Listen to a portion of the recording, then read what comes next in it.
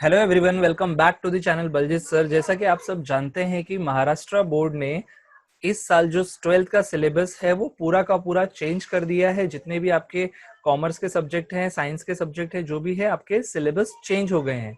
और due to कोविड-19 की वजह से आपका सिलेबस जो है 25% से कट कर दिया गया है। मीन्स आपको 25% सिलेबस डिलीट हो गया है। बचे जो रिमेनिंग 75% सिलेबस है उन्हीं में से आपको बोर्ड पेपर में पूछा जाएगा। तो दोस्तों इस वीडियो में मैं आपको बताने वाला हूं कि 12th कॉमर्स सिलेबस में से जो बुक कीपिंग एंड अकाउंटेंसी है, जिसे हम शॉर्ट में अकाउंट्स सब्जेक्ट कहते हैं, उसमें कौन कौन से पॉइंट जो है, टॉपिक जो है आपको नहीं पढ़ने हैं, वो इस वीडियो में मैं आपको बताने वाला हूं। तो आइए शुरू करते हैं। तो स्टूडेंट, जैसा कि आप देख सकते हैं यहाँ पर standard 12th commerce subject book keeping and accountancy academic year 2020-21। यहाँ पर आपको चैप्टर्स के नाम दिए गए हैं, 1 से लेके 10 चैप्टर आप देख सकते हैं। टोटल आपको 10 चैप्टर है। ये न्यू सिलेबस है। मैं आपको फर्स्ट ऑफ ऑल बता दूं, ये आपको न्यू सिलेबस है। फर्स्ट चैप्टर है फाइनल अकाउंट, सेकेंड चैप्टर है नॉट फॉर प्रॉफिट कंसर्न, जिसे हम शॉर्ट में एनपीओ भी कहते हैं। थर्ड चैप्टर है admission of a partner, retirement of a partner and death of a partner. Students, मैं आपको बता दूं कि ये जो तीनों चैप्टर है, ये तीनों चैप्टर एक ही हेड पॉइंट्स में से बिलोंग करते हैं, जिसका नाम है रिकॉन्स्टिट्यूशन ऑफ पार्टनरशिप। लेकिन इसके आपको 3 चैप्टर में डिवाइड किए गए हैं। नेक्स्ट चैप्टर है dissolution of partnership. Next one is bill of exchange, issue of shares, analysis of financial statement. Student, मैं आपको बता दूं, ये जो चैप्टर है इस साल सिलेबस में नया ऐड हुआ है। इसके पहले सिंगल एंट्री सिस्टम हुआ करता था, आपको 8 मार्क्स का चैप्टर था, उसे 11th में शिफ्ट कर दिया गया है। अब उसकी जगह पर एनालिसिस ऑफ फाइनेंशियल स्टेटमेंट लाया गया है। एंड देन उसके बाद में last chapter is computer in accounting. Students, आप सोच रहे होंगे सर यहाँ पर 1 से लेके 10 चैप्टर आपने बोले कि 10 चैप्टर है, फिर उसके बाद वापस से ही क्यों दिया हुआ है 11, 12, 13, 14? और सर हम देख रहे हैं तो ये जो 4 चैप्टर लिखे हुए हैं वो एज इट इज फिर से कॉपी पेस्ट किए हुए हैं। जैसे कि देख सकते हैं, 4th वाला यहाँ पे लिखा हुआ है 11th में, देन उसके बाद में 7th वाला 12th में लिखा हुआ है, 9th और 10th वाला 13 एंड 14 में लिखा हुआ है। तो मैं आपको बता दूं, ये जो 1 से लेके 10 चैप्टर हैं, ये आपका न्यू सिलेबस है। 1 से लेके 10 चैप्टर जो है ये आपका न्यू सिलेबस है। तो सिलेबस में से आपको यहाँ पे देख सकते हैं मैटर ऑफ सेल्फ स्टडी। यहाँ पे आप देख सकते हो एक्टिविटी बॉक्स, एक्टिविटी बॉक्स। ये जो एक्टिविटी बॉक्स है ये क्या है, चलो मैं आपको बताता हूँ। जैसे फर्स्ट चैप्टर का एग्जांपल लेते हैं, पार्टनरशिप फाइनल अकाउंट। इसमें जो है एक्टिविटी बॉक्स जो है, सिर्फ उस पार्ट को क्या किया गया है, डिलीट किया गया है आपके फाइनल अकाउंट चैप्टर में से। अब पूछेंगे सर ये एक्टिविटी बॉक्स में से क्या डिलीट किया गया है, तो मैं आपको बता दूं कि उसमें 3 या 4 क्वेश्चन थे जो कि थियोरिटिकल पार्ट थे, सिर्फ उसी को डिलीट किया गया है। मुझे ये बात समझ में नहीं आ रही है कि महाराष्ट्र गवर्नमेंट ने इसमें से डिलीट क्या किया है।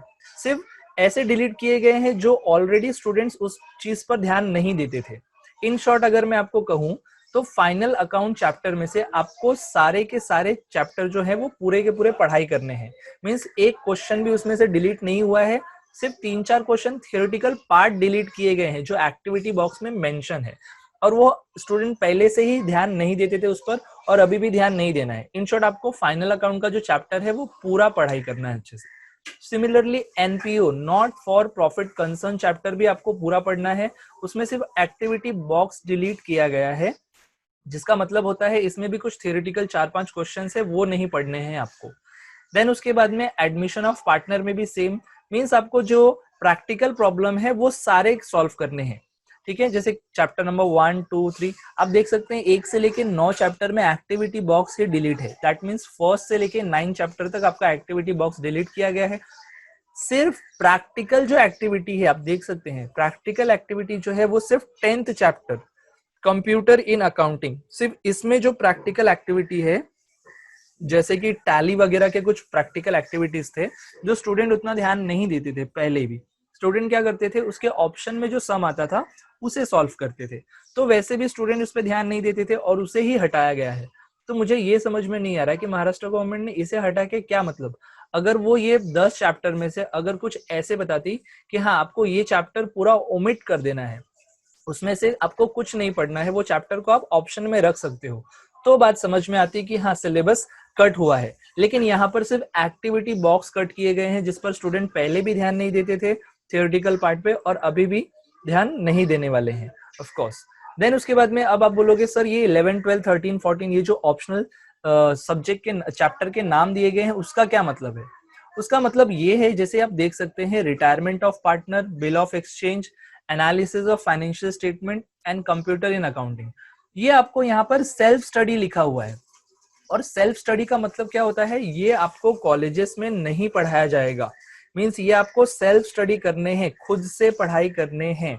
जैसे कि आप देख सकते हो राइट साइड में रिमार्क में सूचना लिखा हुआ है, दैट मीन्स ये 4 चैप्टर्स के ऊपर आपको सूचना दी हुई है, एक एडिशनल इंफॉर्मेशन दिया गया है।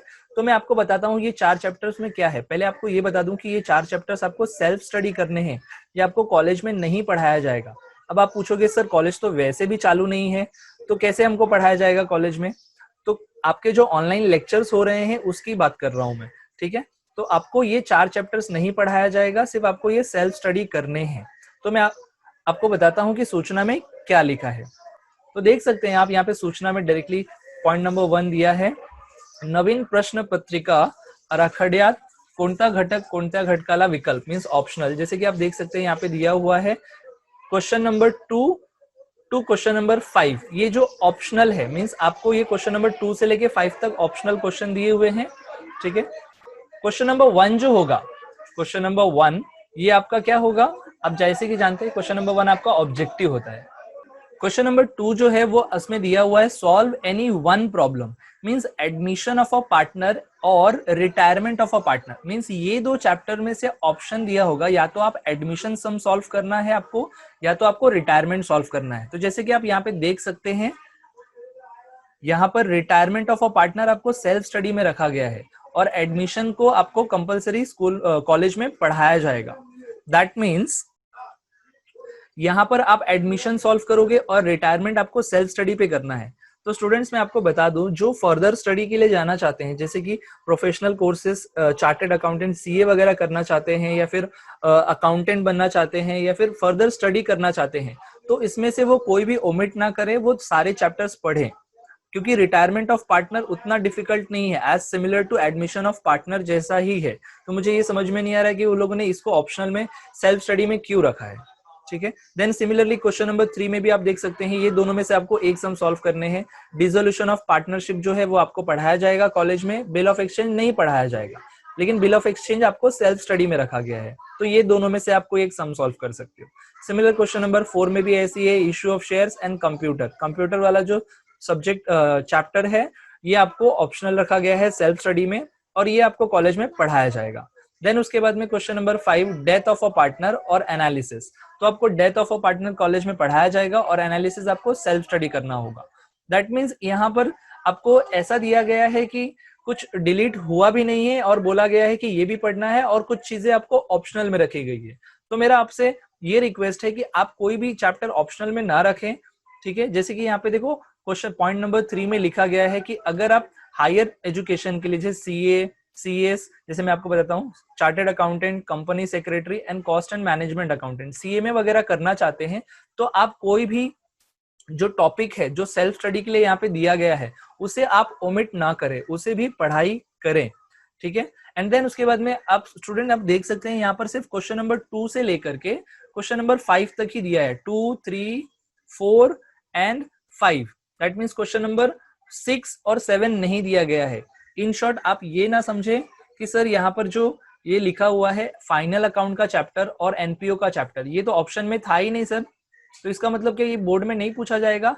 एब्सोल्युटली नॉट डियर स्टूडेंट्स, ये आपको क्वेश्चन नंबर 6 में पूछा जा सकता है और क्वेश्चन नंबर 7 में बना के पूछा जाएगा, ठीक है। एंड देन यहाँ पे आप देख सकते हैं जो उसके मिनिस्टर हैं उन्होंने अपना सिग्नेचर भी किया हुआ है यहाँ पर, ठीक है। तो इन शॉर्ट जो मैं आपको कंक्लूड करता हूँ ये वीडियो को, अपने वीडियो को, कि यहाँ पर जो है आपको ये 4 चैप्टर जो है वो सेल्फ स्टडी के लिए रखा गया है, लेकिन अगर आप फर्दर स्टडी करना चाहते हो तो आप इसे भी मत ऑप्शन में रखो, ठीक है। यहाँ पे ये नहीं लिखा है, उन लोगों ने क्लियरली नहीं बताया है कि आपको ये नहीं पढ़ना है। यहाँ पे लिखा है कि सेल्फ स्टडी मीन्स पढ़ना है, आपको खुद से पढ़ना है, चाहे आप क्लासेस वगैरह से पढ़ो या ट्यूशन लगा के पढ़ो या खुद से पढ़ो, ठीक है, क्योंकि अगर उन्हें डिलीट करना होता तो वो न्यू सिलेबस में वहां से क्लियरली उस चैप्टर को हटा देते, लेकिन उन्होंने ऐसा नहीं किया है। इन शॉर्ट आपको सारे के सारे चैप्टर जो है वो पढ़ने हैं। अगर मैं आपको बोलूं तो आप ये जो लास्ट वाला चैप्टर है 10th chapter computer in accounting, इसे आप ओमिट कर सकते हो। मींस आप 1 से लेके 9 चैप्टर तक आप पूरा पढ़ाई करो, मेरा सजेशन आपके लिए ये रहेगा। तो स्टूडेंट्स, मैं उम्मीद करता हूं कि आपको ये वीडियो अच्छे से पसंद आया होगा। अगर पसंद आया है तो लाइक कर देना और अपने फ्रेंड्स में भी शेयर करिए, ताकि उनको भी पता चल सके कि हाँ कौन से चैप्टर पढ़ने हैं और कौन से चैप्टर नहीं पढ़ने हैं, अगर वो फर्दर स्टडी करना चाहते हैं तो।